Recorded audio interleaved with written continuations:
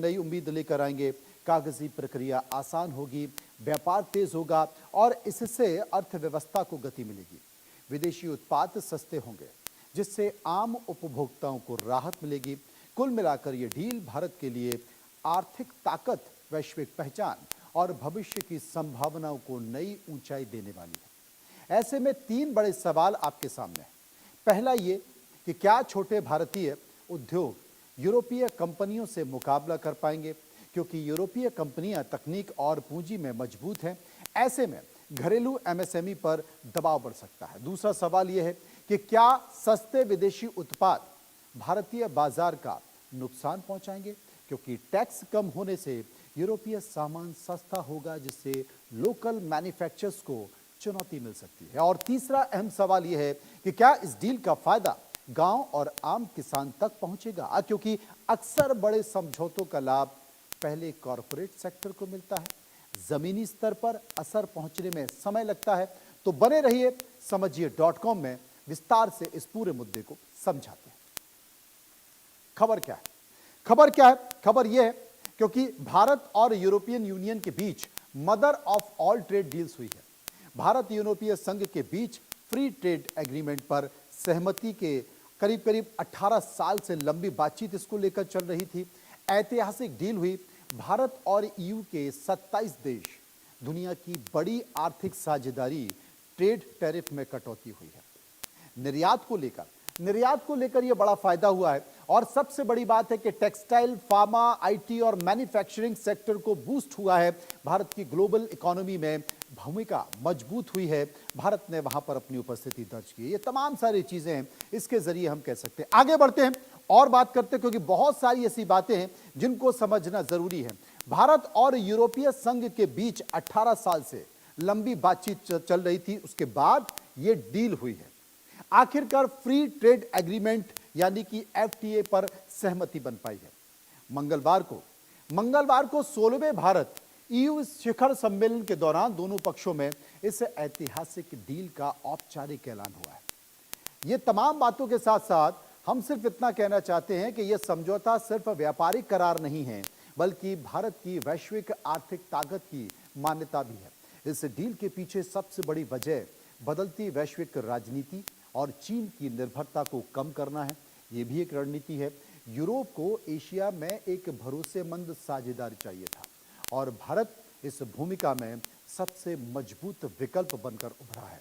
वहीं भारत के लिए यह समझौता नए बाजार, निवेश और तकनीक तक पहुंचने का एक बड़ा जरिया माने जा रहा है। इस एफटीए से दोनों पक्षों के बीच टैरिफ यानी कि आयात और निर्यात शुल्क में भारी कटौती हो जाएगी। इससे भारतीय उत्पाद यूरोपीय बाजार में ज्यादा सस्ते और प्रतिस्पर्धी हो जाएंगे। टेक्सटाइल, फार्मा, आईटी, लेदर और मैन्युफैक्चरिंग सेक्टर को इससे सीधा फायदा मिलेगा। यूरोप की कंपनियों के लिए भारत एक बड़े निवेश के रूप में और मजबूत होकर उभरेगा।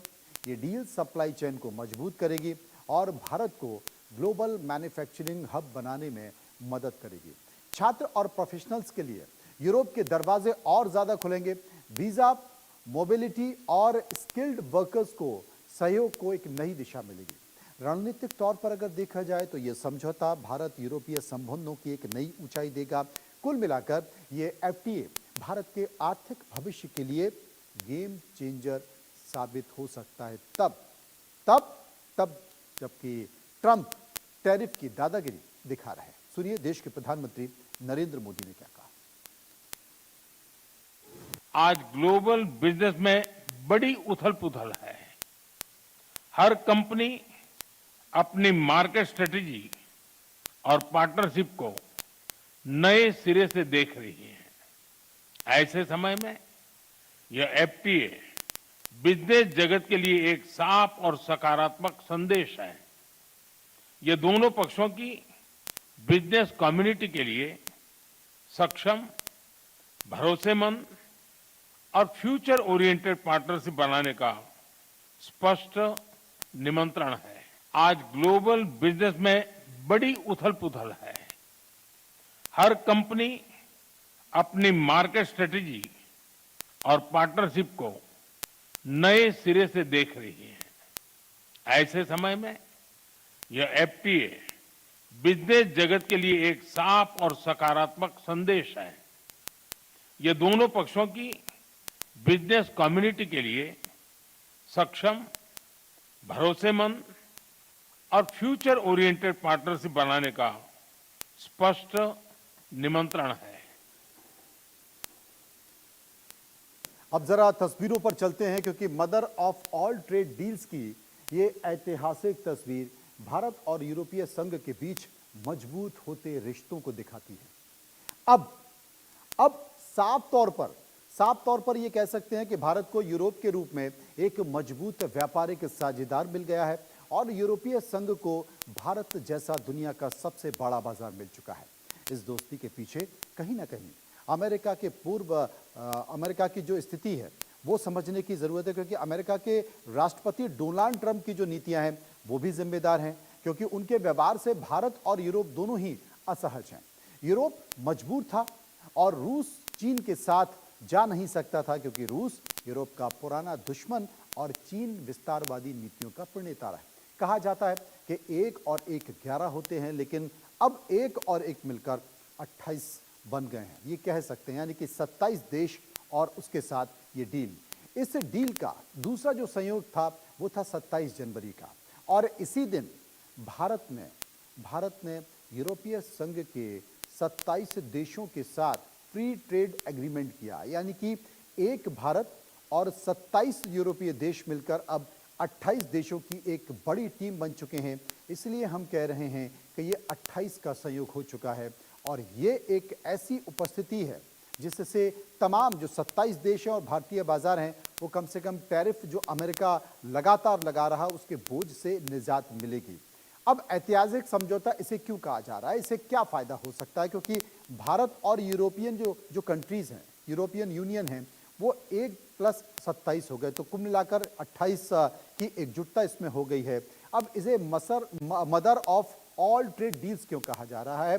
आप सोच रहे होंगे कि इसे mother of all trade deals क्यों कहा जा रहा है, क्योंकि इस समझौते के तहत भारत के 9,425 उत्पादों पर यूरोपीय बाजार में टैक्स खत्म हो जाएगा, क्योंकि भारत और यूरोपीय संघ मिलकर दुनिया की करीब 25% जीडीपी का प्रतिनिधित्व करते हैं।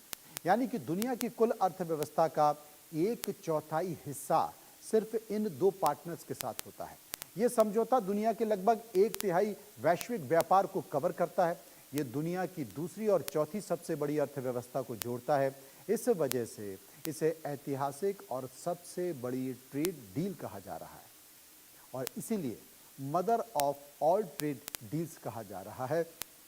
आप सोचिए, कल्पना कीजिए कि 9,425 जो उत्पाद हैं वो 1/3 दुनिया का जो सामान है वो टैक्स मुक्त हो जाएगा। दूसरी और चौथी जो अर्थव्यवस्था है वो कुल मिलाकर 25% दुनिया की जीडीपी है। आप सोचिए ये कितना बड़ा आर्थिक फैसला है, और इस आर्थिक फैसले से अमेरिका हिला हुआ है।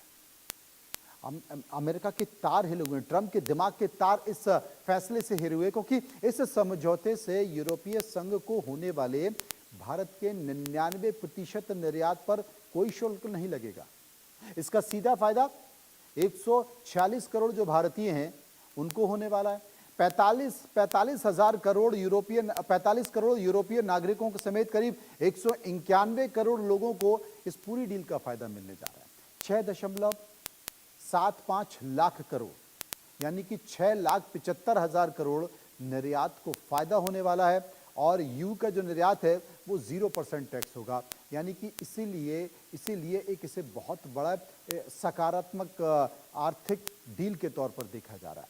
अब समझौते का असर आम लोगों की जिंदगी पर कैसे पड़ेगा ये भी समझने की ज़रूरत है, क्योंकि ये तमाम सारी बातों के बीच भारतीय जो सामान है वो भारतीय सामान यूरोप में सस्ता मिलेगा और यूरोपीय सामान भारत में सस्ता मिलेगा।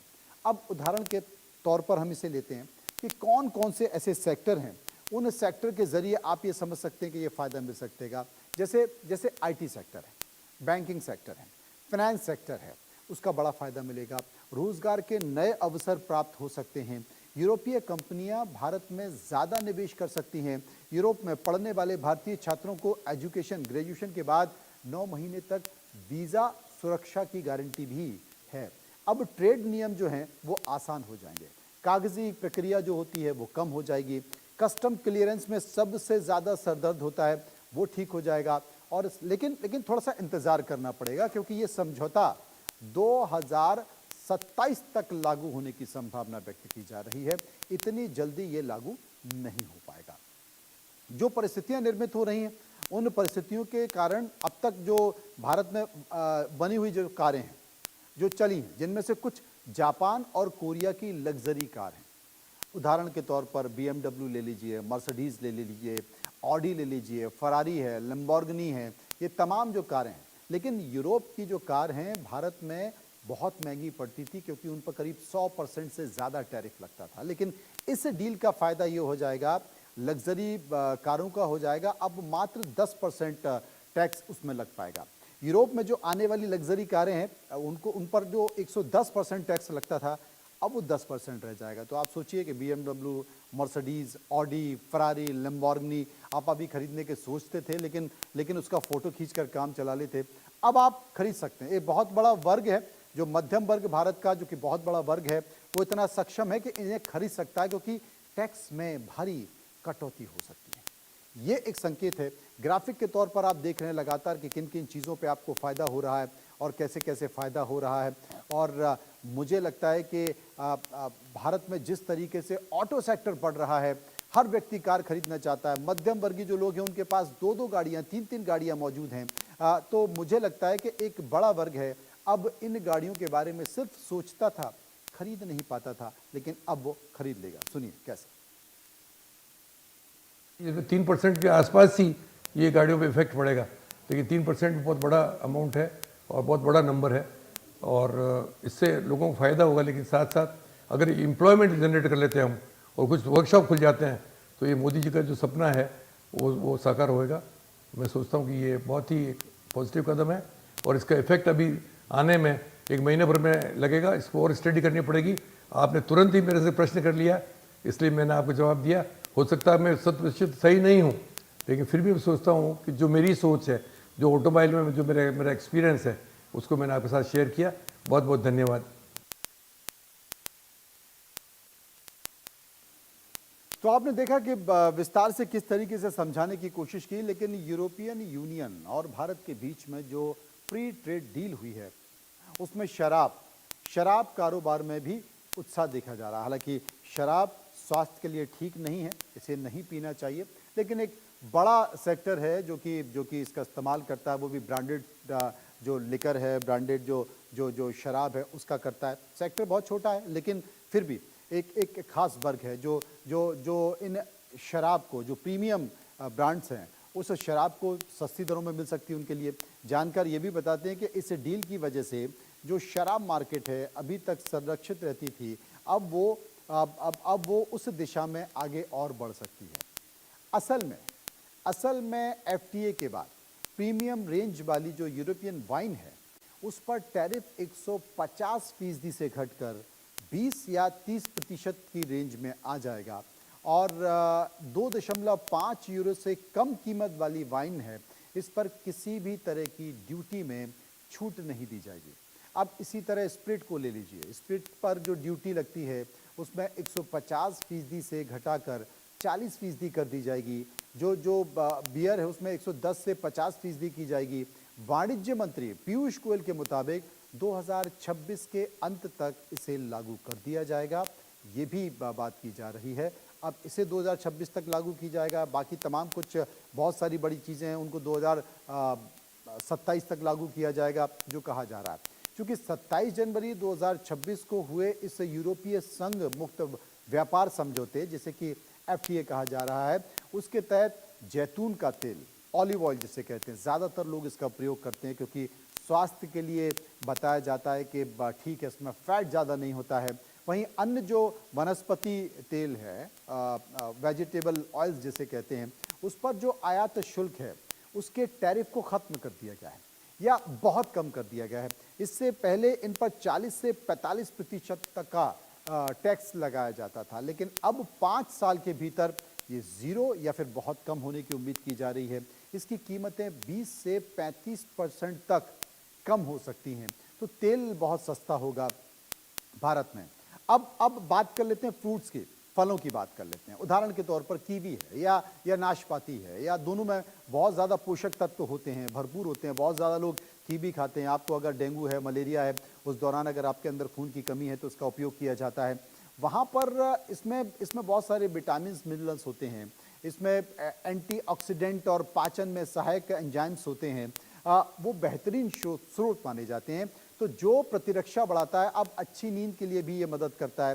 तो इसमें भी बहुत ज़्यादा फ़ायदा होने की उम्मीद है। ये कहा जा रहा है कि उसमें भी, क्योंकि ये आयात की जाती है, तो इसमें पहले करीब 30% टैक्स लगता था। अब ये टैक्स घटकर 10% लग जाएगा। तो बहुत सारे फल हैं वो भी सस्ते हो जाएंगे। आपको बता रहे हैं कि इस डील के फायदे क्या हैं। कीवी, आपने देखा होगा कि डॉक्टर जब आप बीमार हो जाते हैं, अस्पताल में हो जाते हैं, डेंगू मलेरिया होती है, ब्लड की कमी हो जाती है, तो कीवी खाने के लिए बोला जाता है। लेकिन एक आम आदमी की पहुंच से थोड़ा महंगा होता है। लेकिन अब इसमें भी 30% की कटौती हो सकती है कीवी और नाशपाती में। अब भारत में क्या क्या सस्ता होगा, इसको भी नज़र डाल लीजिए। समझिए.com में आपको बताते हैं कि प्रोसेस्ड फूड जो है, पहले उस पर कितना टैक्स था, 50% का टैक्स था, अब ज़ीरो हो जाएगा। इसमें भी बड़ा फायदा होगा। तो खाने पीने की चीज़ों में बड़ा फायदा होने जा रहा है। भारत और यूरोपीय संघ EU के बीच जो मुक्त व्यापार समझौता है, FTA है, उसके बाद जो फ्रूट के जूस हैं या नॉन अल्कोहलिक बियर जो है वो सस्ती हो जाएगी। इन उत्पादों पर लगने वाला जो 55% का जो आयात शुल्क है वो कम हो जाएगा। उसका जो टैरिफ है धीरे धीरे उसे खत्म करने की बात की जा रही है, जिससे ये सीधे उपभोक्ताओं के लिए सस्ता हो जाएगा। फलों के रस में, फ्रूट जूस में भी जो बात की जा रही है, उसमें भी करीब ये माना जा रहा है कि फलों का रस, जूस और उनसे बनने वाली जो बियर है जो कि नॉन अल्कोहलिक है, वो 55% तक उसका शुल्क जो है वो हट जाएगा, या कह सकते हैं कि ज़ीरो हो जाएगा। तो आम आदमी के लिए भी बड़ी एक राहत की उम्मीद की जा रही है। और जो सबसे बड़ी बात है कि mother of all trade deal के बाद अब यूरोप से जितनी भी बियर हैं वो सस्ती हो जाएंगी।